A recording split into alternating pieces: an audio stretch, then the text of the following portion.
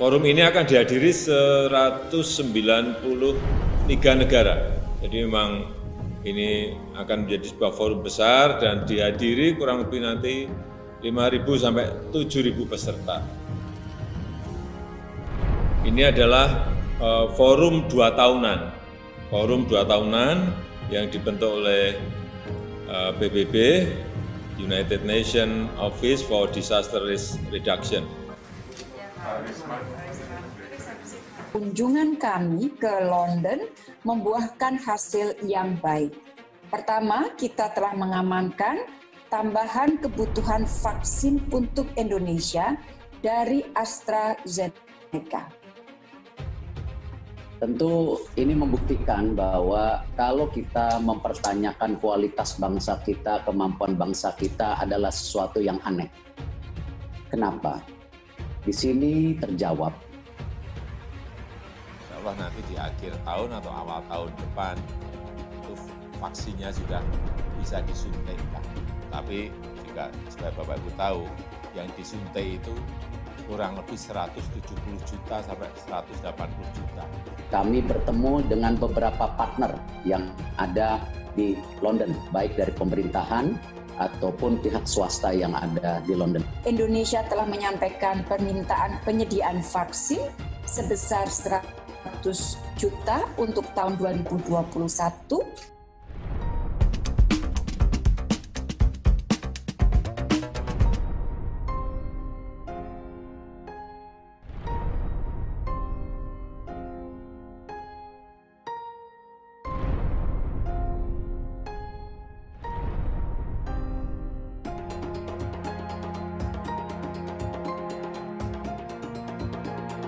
Teman-teman, beberapa kegiatan yang telah kami lakukan selama berada di London dan hasilnya adalah pertama adalah pertemuan bilateral saya dengan Menteri Luar Negeri Inggris Dominic Raab. Ini merupakan pertemuan in person pertama setelah kita bertemu secara virtual dalam pertemuan para Menteri Luar Negeri ASEAN dengan Menteri Luar Negeri Inggris pada bulan September lalu. Dan Inggris merupakan mitra dagang keempat terbesar Indonesia dari Eropa dan merupakan peringkat pertama perdagangan kayu dari Eropa.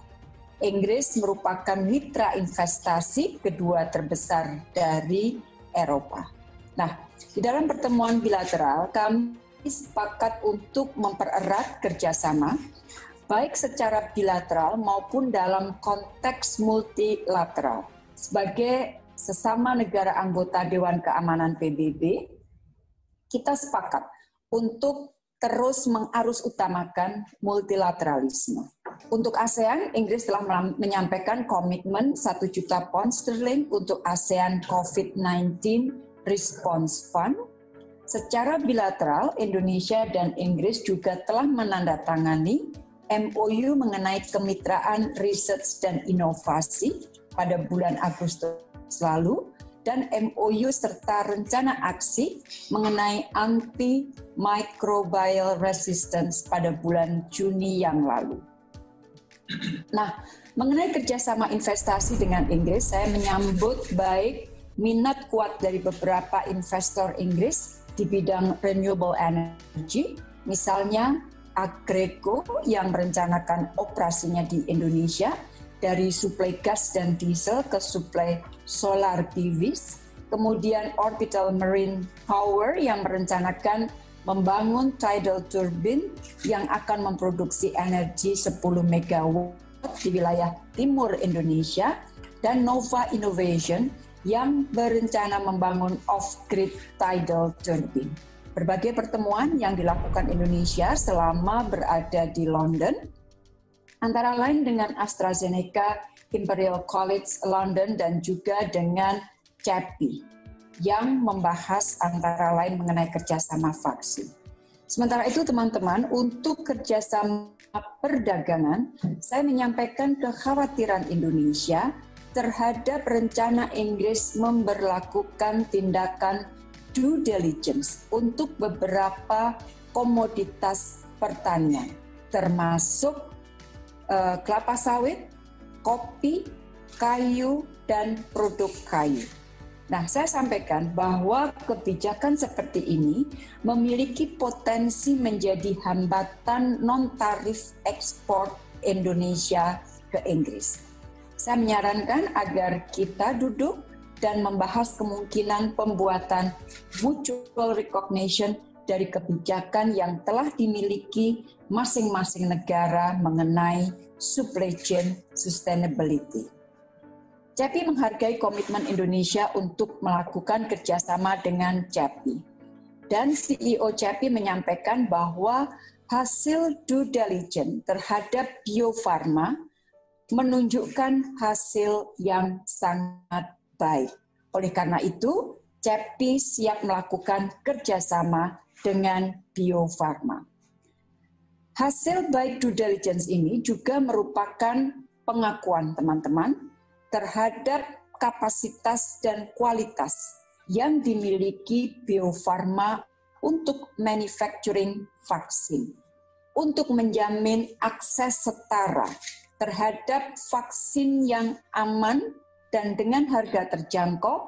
Maka selama pertemuan dengan CEPI, Indonesia telah menyampaikan keinginannya untuk menjadi bagian dari CEPI Investors Council.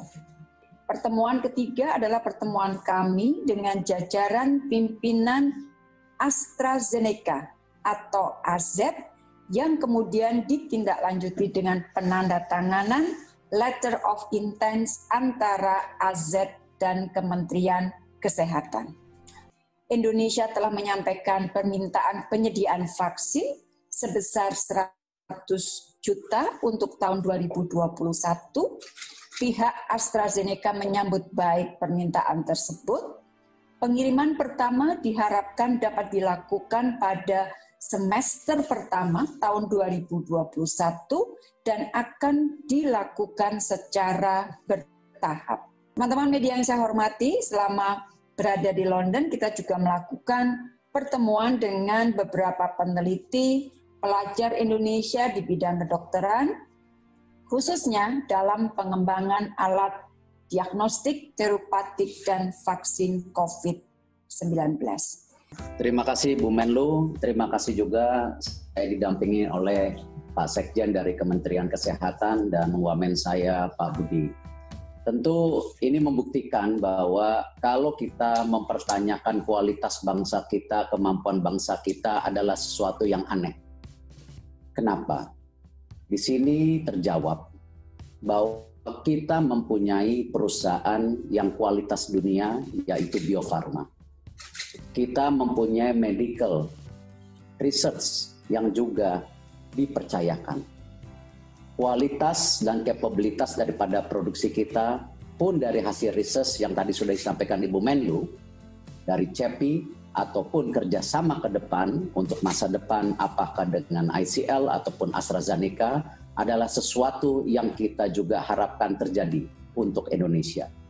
Karena itu saya juga pada kesempatan hari ini juga kami bertemu dengan beberapa partner yang ada di London, baik dari pemerintahan ataupun pihak swasta yang ada di London pada saat ini. Ada 4 hal yang tentu kita coba kerjasamakan dengan Inggris. Tetapi tentu yang disampaikan tadi Ibu Menlu penting sekali, harus win-win. Kalau memang mereka melihat kita negara sahabat, tentu tadi perdagangan kita harus disupport. Sama juga ketika kita mengundang mereka menjadi partner kita. Ada 4 hal yang kita jajaki.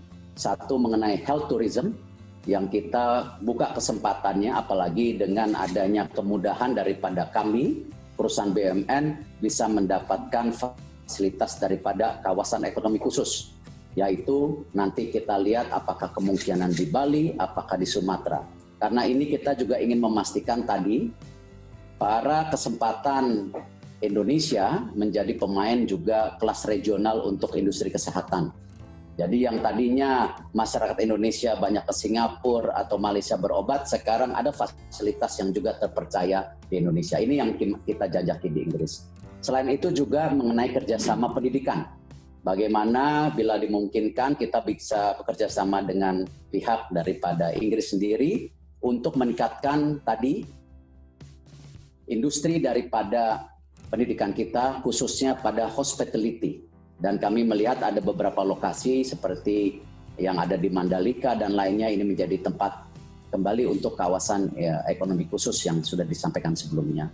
Dan yang lainnya juga kita menjajaki daripada partnership renewable energy, dan yang tentu yang terakhir pada industri daripada pertahanan yang selama ini juga menjadi partner yang baik. Nah, ini yang kesempatan ini kita kemukakan, kita ingin menjajaki hal tersebut. Terima kasih Bu Menlu. Terima kasih Pak Menteri BUMN. Jadi teman-teman, itulah yang dapat kami sampaikan dari hasil berbagai pertemuan kami di London. Teman-teman, stay healthy, stay strong, and stay united. Take care. Bismillahirrahmanirrahim. Assalamualaikum warahmatullahi wabarakatuh. Selamat pagi, salam sejahtera bagi kita semua. Yang saya hormati Bapak Wakil Presiden, Bapak-Ibu sekalian yang saya hormati, penyelenggaraan Global Platform for Disaster Risk Reduction yang akan diselenggarakan tahun 2022 perlu kita persiapkan. Ini adalah forum 2 tahunan.